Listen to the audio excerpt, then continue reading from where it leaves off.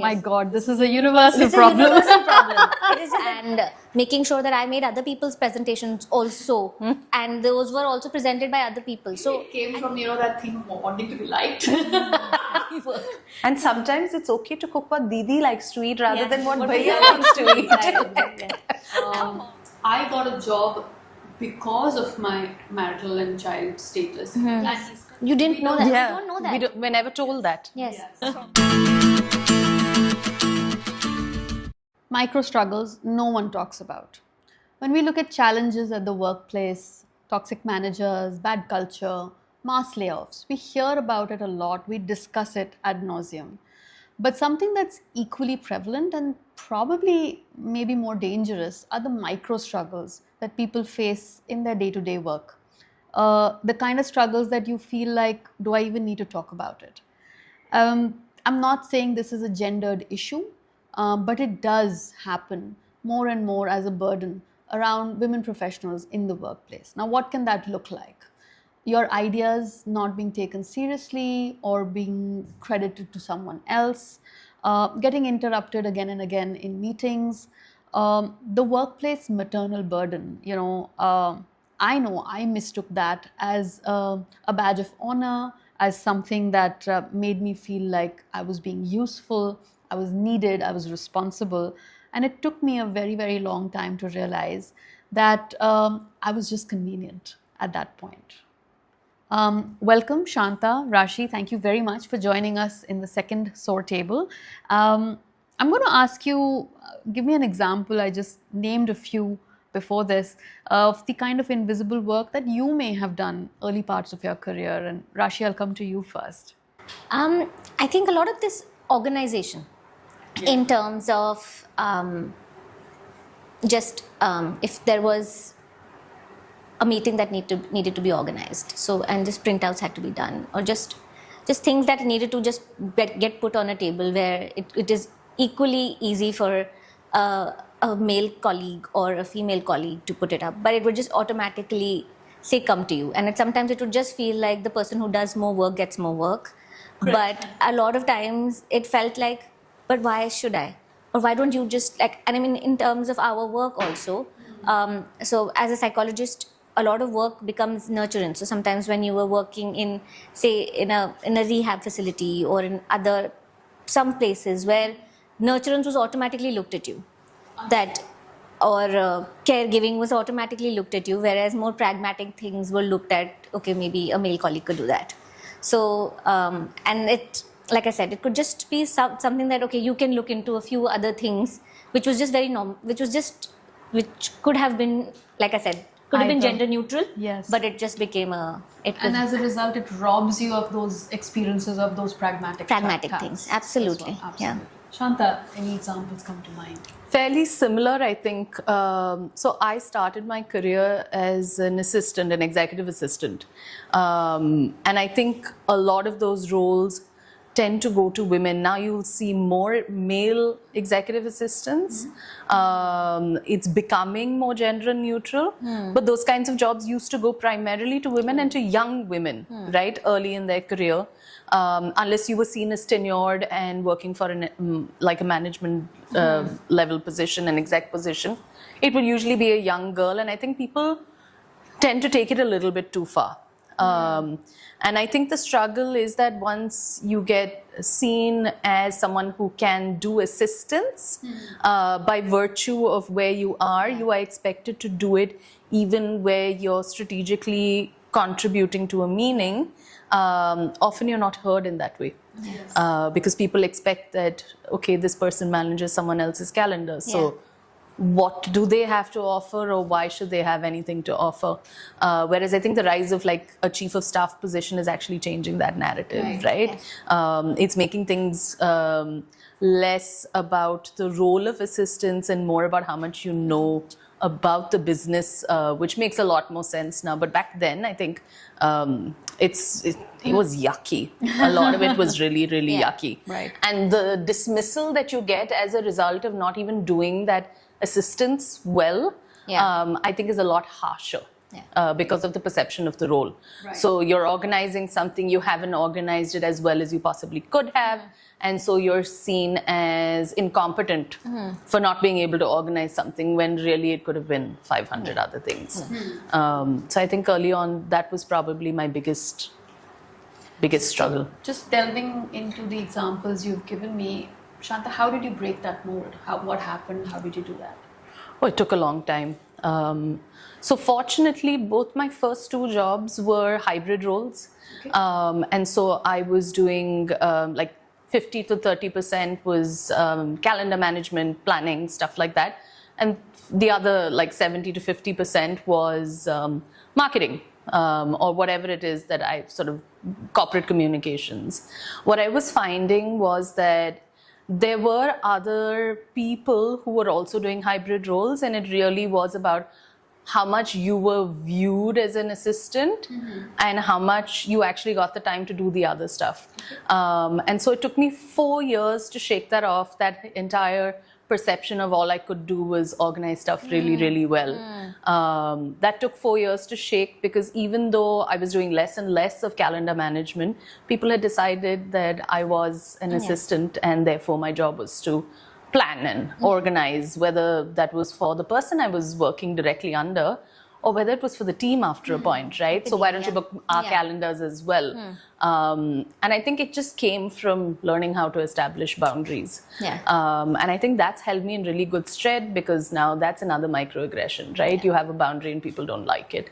I think societally we're not very good at boundaries. But I think that's probably the biggest learning I've had is you have to create the boundary for yourself. No one's going to do it for you. You are now managing your own practice.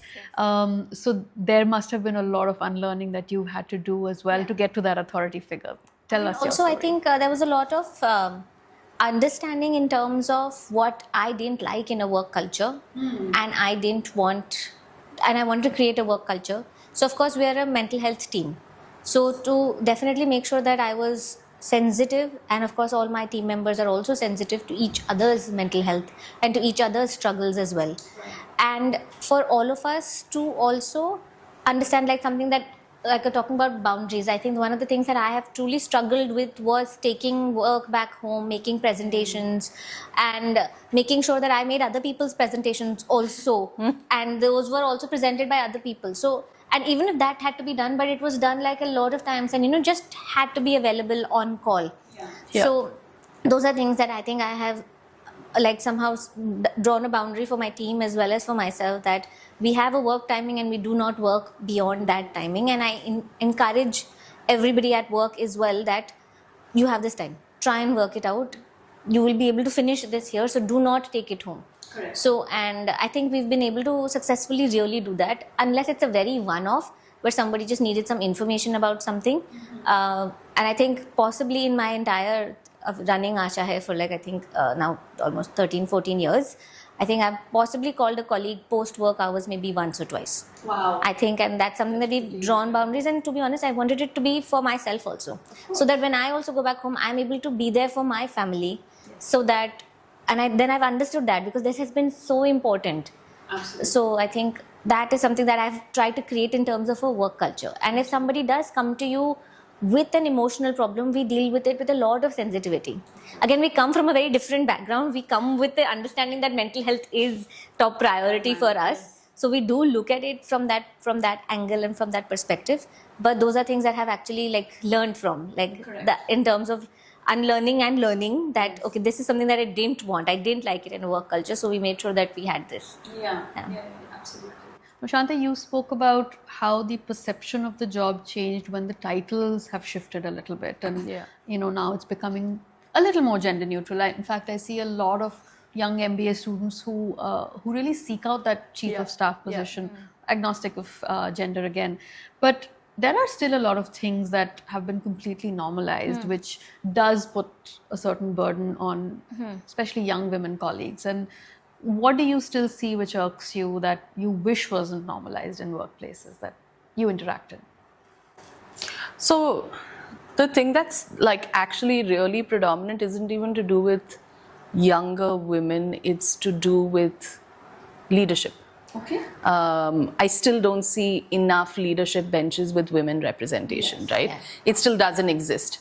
And the sad thing is, it's not just that. You will find that there's large female representation on HR teams and enabling functions. So you're basically perpetuating the entire patriarchy is in your workplace because there's a bunch of women supporting a bunch of men. Yes. Yes. And there are two men in a room making a decision about what you will do with your work life. Forget your personal life. Two men are deciding what you'll do at work, how you will think strategically, what plans you will make, whether those are the right calls to make. That, I think, is a bigger problem because if we don't change the leadership bench, if we don't start hiring for skills versus will I get along with this person, is this person going to need maternity leave, those are the things that drive a leadership bench, right now it's those decisions. Until that changes, the micro struggles that women lower down face is going to remain the same because it is the same people making those decisions for you, right?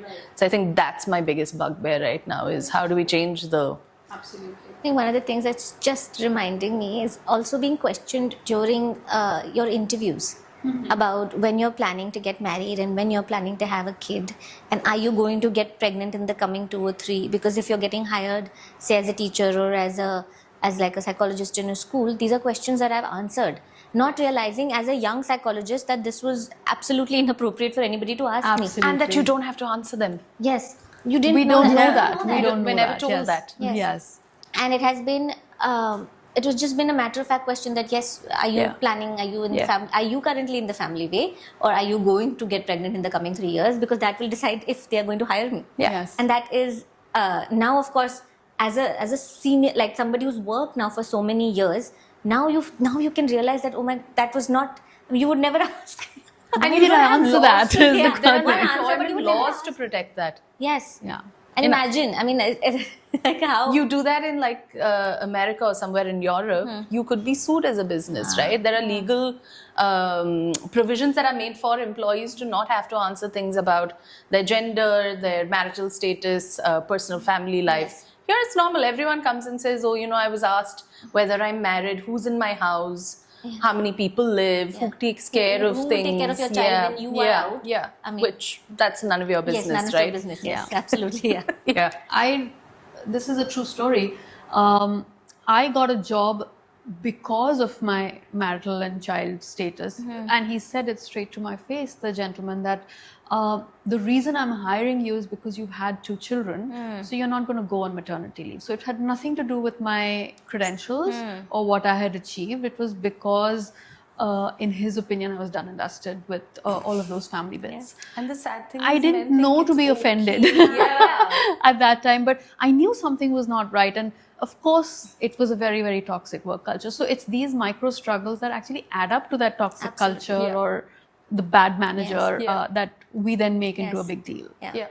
Absolutely. And the thing that you said about not having enough women on the leadership table, I've seen a lot of us, and all 3 of us are actually examples of it, where we're like, well, we'll build our own table. The problem with that is that can't be the only solution either. Because our tables, till they become meaningful enough, will be dismissed. So we need to have better tables. Absolutely. All sizes, and there have to be women on them as well. So your point is, I see that tide happening in India with the upwardly mobile, more, of course, it always starts with people with means. Hopefully that trickles down. But yes, it is happening where we're saying, okay, then we'll do things on our own terms, but we need to be able to play at other scenarios as well, and in other spaces as well. So I think it's an upward struggle, but what's been normalized has a lot to do with what we've seen at home, and then that's translating into the workplaces. And so maybe the change needs to start in our homes with our sons and with our partners and so forth. But when you were younger and we were in the thick of this probably, and Rashi, I'll come to you first. What's been now when you think about it, what's been the worst advice you've been given?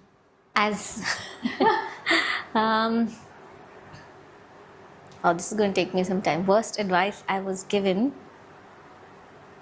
I think I still get it a few times, is that, but you don't have to do this. Or just any other opportunity would come by. But tell them you have 2 kids. But tell them that you have more commitments, or you cannot do this because you have a family. Right. Whereas I'm guessing that my husband doesn't have one. Or like, I don't think anybody's ever given him that advice. But I get this a few times. Wow. That you can easily say no to opportunities, to going out, to maybe taking a workshop, maybe taking a course outside of Delhi, or working on the weekends or something. No, you should not be doing such a thing. You should not be doing. Your priority still has to be family first. So, and though I think that there is, of course, I mean, for everybody, I'm guessing that family first has to be there, gender neutral, that's your family first. But what is the kind of support that we create around women who are equally capable, if not more, to do at their jobs, at work, and also doing meaningful work outside? So I mean, in terms of like a psychologist, or working with children, or working with neurodivergence, or working with even educators, I feel there is a lot of meaning that we overall create. Yeah. So we don't particularly go out make rich people richer. Like, it's like we don't. That's not the kind of work that we do. So for that, I think the kind of support that I really feel that in terms of the entire society is not able to help us kind of like rise. There's a lot of battles that we do, these micro battles on a regular basis, that who's going to take care when I step out, when I come here, who's taking back there. All of that has to be managed by a woman, rather than somebody else also who could be doing it behind. And there could be like a huge family setup that could be doing it, but you have to make sure everything is put in place before you can step out. Absolutely. Yeah, so those are, yeah. Anything that you... Nothing specific comes to mind, to be very honest. I don't think it's terrible advice so much as things that you're asked to let slide. Right? I don't take advice typically. I think people know not to try to give me advice in the workplace. I do have that. I have built that perception for myself that I don't seek unwarranted advice. But when you ask someone for an opinion, for advice, I feel like you're asked to let a lot of things slide. So I once had this male colleague who definitely thought he was superior. Because of his age more than anything else. I tend to, when I'm responding in line in emails, I tend to change the color of the text so you know the difference. That day I chose to use red. So I was told that I was being aggressive because red is an aggressive color and I should use something softer and quieter like green or blue, right? And I was horrified because that's not okay. Like, you can't say that would you say that to a male colleague? Probably not. And when I went to my manager at the time, who was the investor in a business, he said, you know what he's like, let's not ruffle any feathers. I'll try and take care of it later. Just, let it slide. I'm like, but it's not okay. Yeah. And I think that is, I guess, a form of terrible advice because you're constantly being told, don't speak up. Yes. Absolutely. Let it go. Yeah. It's okay. And no, it's really not okay. Yeah. The previous conversation I was having there was an anecdote which was shared, which was just about that sometimes we make, or we've been told to make, a big deal about stuff. And actually it's big deal about little stuff. And the minute we say no, stop, things settle themselves down. So I think being true to what feels toxic, what feels wrong, and saying this is not okay.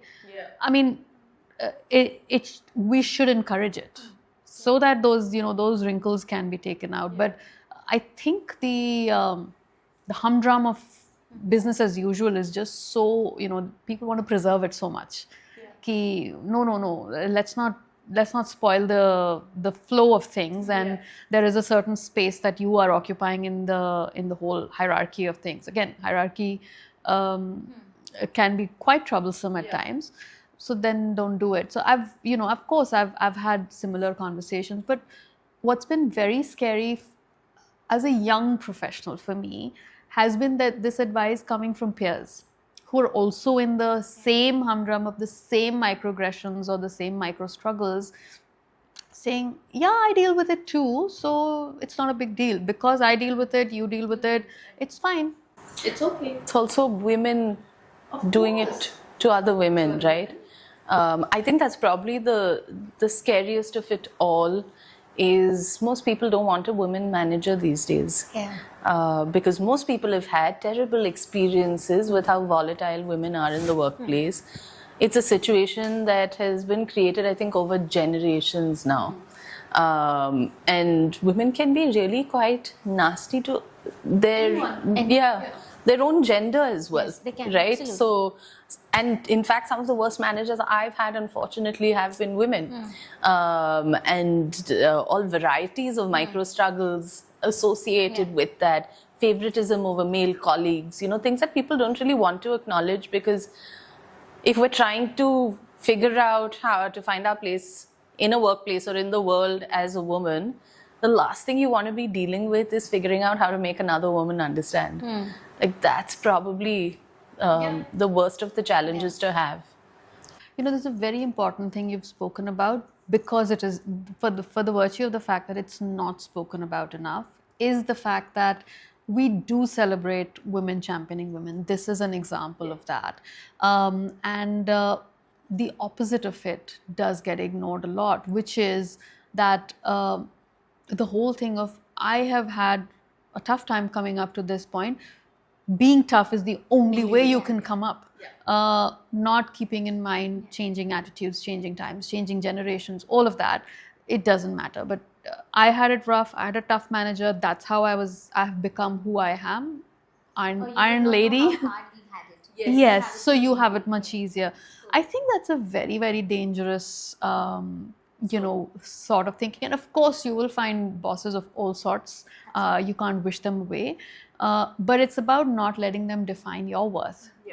Again, agnostic of gender, but the woman leader. And again, I do have one counterpoint on this, and this is something I say to my kids a lot. In fact, to a lot of younger professionals as well, is that it's okay to do something badly in the beginning, because that's how you'll get better at it, right? So I would say this to newly minted women bosses, that it's okay to be a bad boss in the beginning, because but just be mindful of things that you can improve on yourself and for your team, and that's how you'll probably become a better boss. But yeah, I mean, it's an absolutely very prevalent thing that can happen, and it can be very damaging. Because you do gravitate towards your own gender. Again, it happens with men and women as well, to seek advice, to seek mentorship, to seek as a role model. And if there is a shunning that happens, that's dangerous. Yeah. But actually, I think thinking about it, I think I have looked up to a lot of female leaders.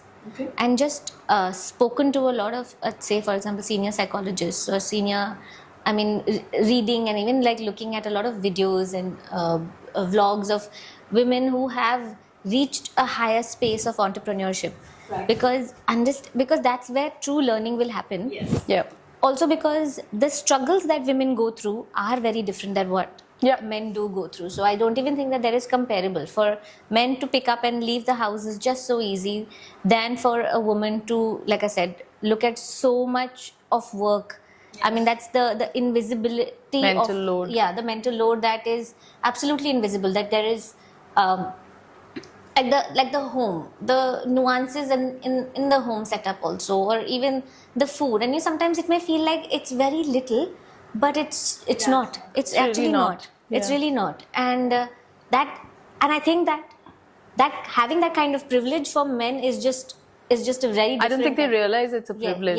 Yes. It's just being a man. It's just existing, right? Yes. How easy that is. And for us to be able to get out, people think that that's a privilege. Yeah. That at least you're able to get out. You have no idea. Something to be grateful for. Yes. Yeah, you did not know that we never got out of the house. So, yes. But talking about the mental load, because this then shifts And we have to look at our lives in totality. Yes. That it shifts the conversation to managing both ends of the spectrum, right? So I'm sure we have our tips and tricks around the mental load, even if we've not been able to offload it completely. But anything you'd want to share with the audiences and us about how you are tackling that? Sometimes, more of the mental load falls on the woman, the mother, blah, blah, blah, from the home space. So how do you manage it, Shanta? Still managing it. Yeah. So I recently started working out of an office after 5 years of working from home. So the entirety of the time that my husband and I have been together, I've been at home. And so I've talked a lot about the mental load ad nauseum. I think he knows the vocabulary better than I do now. But the last 3 weeks, there has been a forced shift because I'm not at home. And I think he's seen it, but he truly now experiences the number of times that Didi has to ask a question, the number of times someone forgets something. And so we have to order again on Blinkit. And so now he's infuriated because the bell is constantly ringing. Someone's always ordering something. I'm like, yeah, I used to do that in one batch, because I looked in the fridge and I looked in the kitchen and then I made a menu for the week, and so you know what's going on. Yeah. So he's gotten really good now because he's like, okay, so the menu for the week is done.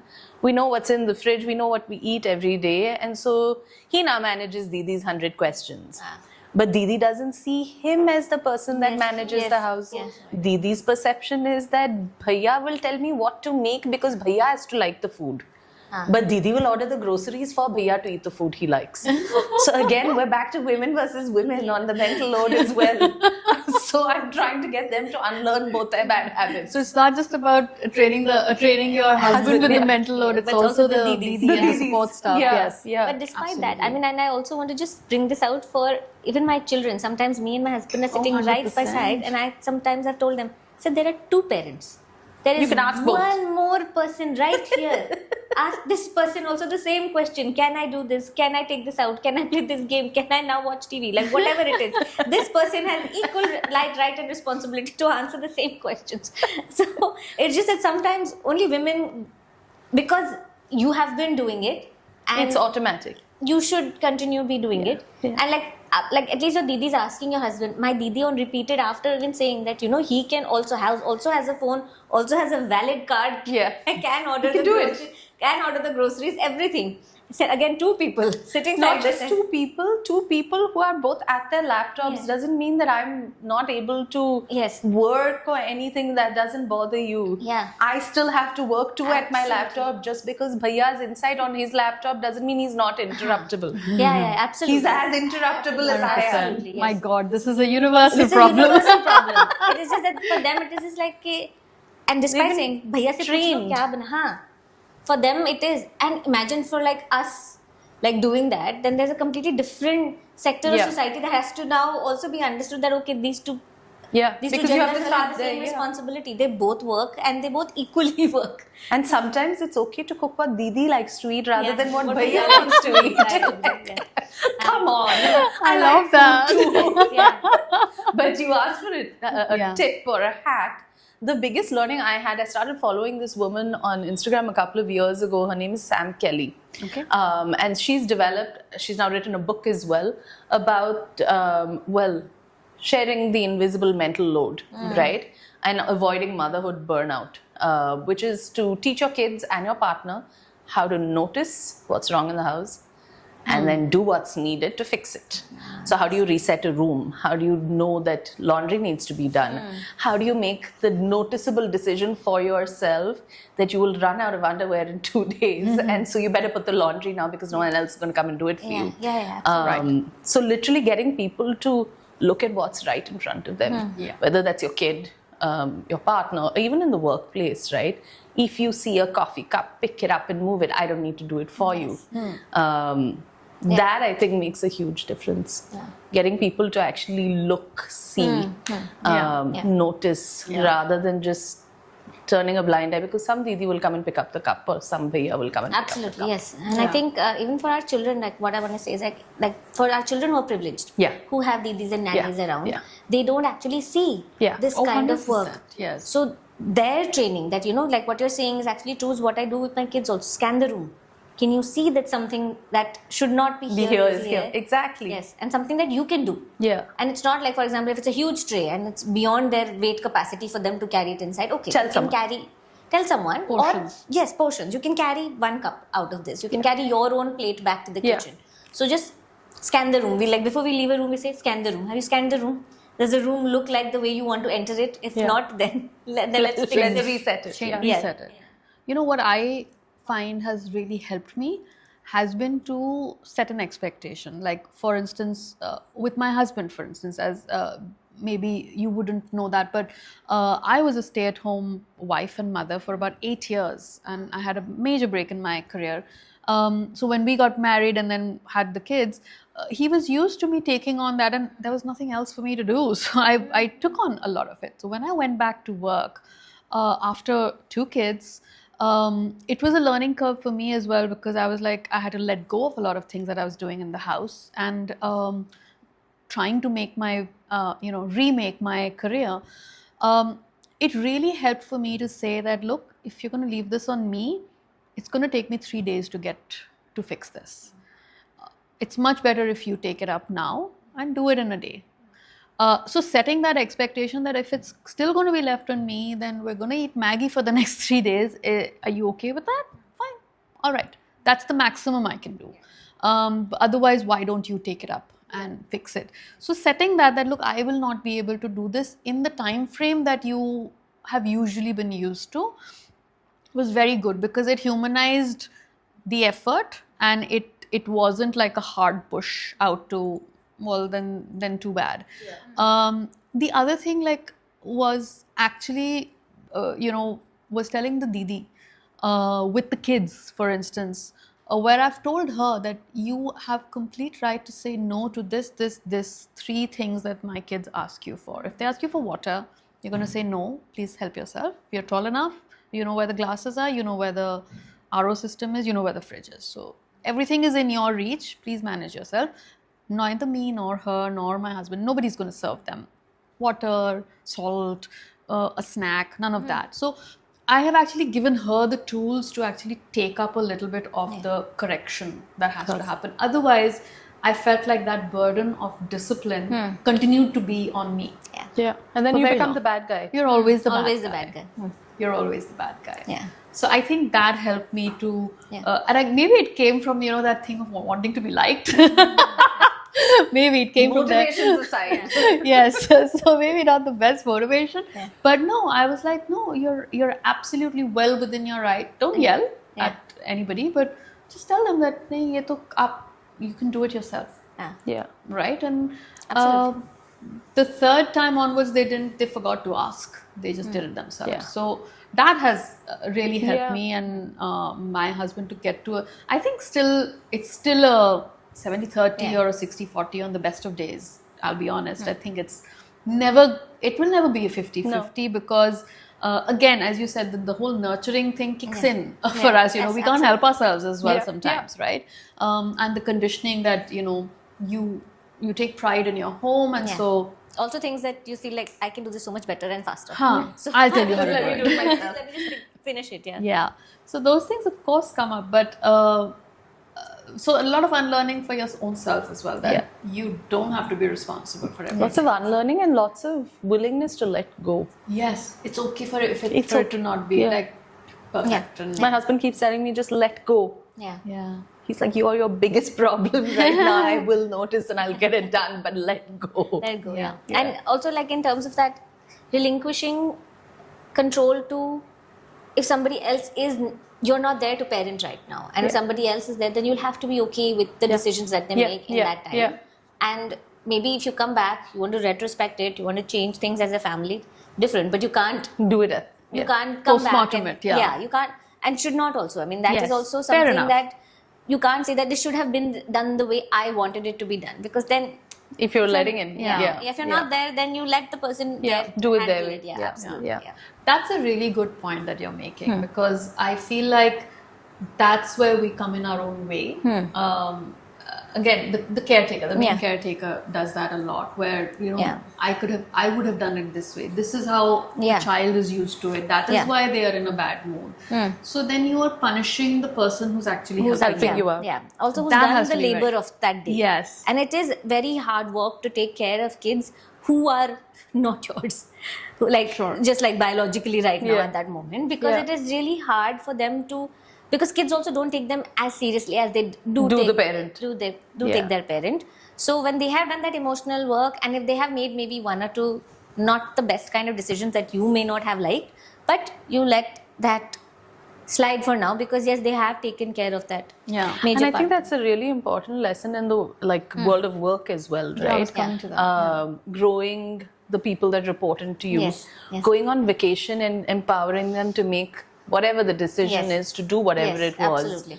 And then being able to coach through the mistakes rather than saying, I'm never going on vacation again and I'm going to burn myself out because this is what you did. And then making it about the wrong decision, because I'm sure we all did it at some point. Yeah. Absolutely. Ourselves. Absolutely. And I think the donning of hats where we're saying, okay, we need to let go in the home to be able to do better at work. But then at work, we are saying that we're not being able to sort of take the right, or not be given the opportunities to take the right decision. So I do feel that there is this need for being in control and power.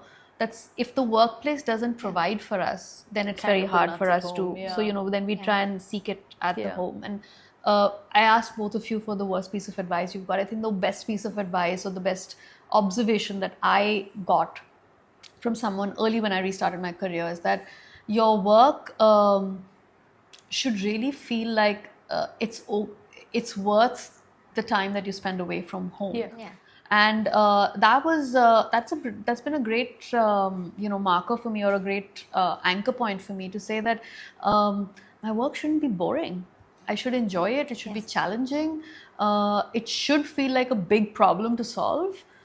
That's when I'll feel pride myself. And I always say, once I went back to work, that I was a better mother when I went back to work, because I was not just in the rut of every day. So I think we need to feed both sides of our personalities, both sides of our lives and Yeah, of that's ourselves. Yeah. But I mean, having just trying to wrap the whole conversation into one thing, that you've spoken about the gaps at leadership, you've spoken about the invisible loads, but what is the one thing that you think is still within reach that you would want to change in workplaces around you? Or, you think that if you, as obvious leaders in your spaces, were to actually make a change, for it could have a long lasting impact. And why don't I start? I think glorifying overworking. Just being busy, running around, and I think still celebrating the hustle and the person who does more and more and more and more, like gets more work done in these 16 hours that can look like it was a 48-hour day for like that everybody pulled in this work day, or just from the time you wake up till the time you sleep, there's just something going on, and just celebrating that person. So not just in work culture, but I think overall in our lives, I think overall I've seen people, and our culture really has celebrated overworking and really pulled people down for taking those breaks, Right. for recognizing burnout, and for taking the break and to step back and say that I think I've had some, like, I'm not able to be productive, and I can feel my mental health deteriorating, being judged on those parts. So I think if that is something we can break and something that we can change, and that would be something that would be great for us to, I think, even start talking about. I think we speak about burnout, but I don't think we figured out what it is and how we can help, How we react to it. how we can help our colleagues through burnout. Shanta, any thoughts? So many. No, I think we have to get better at being okay with people's boundaries. Right. Yes. And I think that's something that's really easy to shift, right? Someone saying no means no. Yeah. Someone not wanting to do something is okay. Yeah. Someone wanting to step away from a situation is fine. It's everything becomes a personal attack, Yeah. and often it's not even about you, right? Like it's about the person themselves.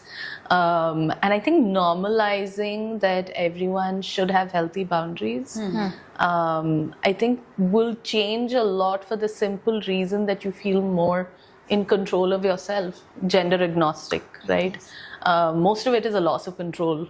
You don't have boundaries because you're a people pleaser, you're not able to say no, whatever it is. And that's all a loss of control, right?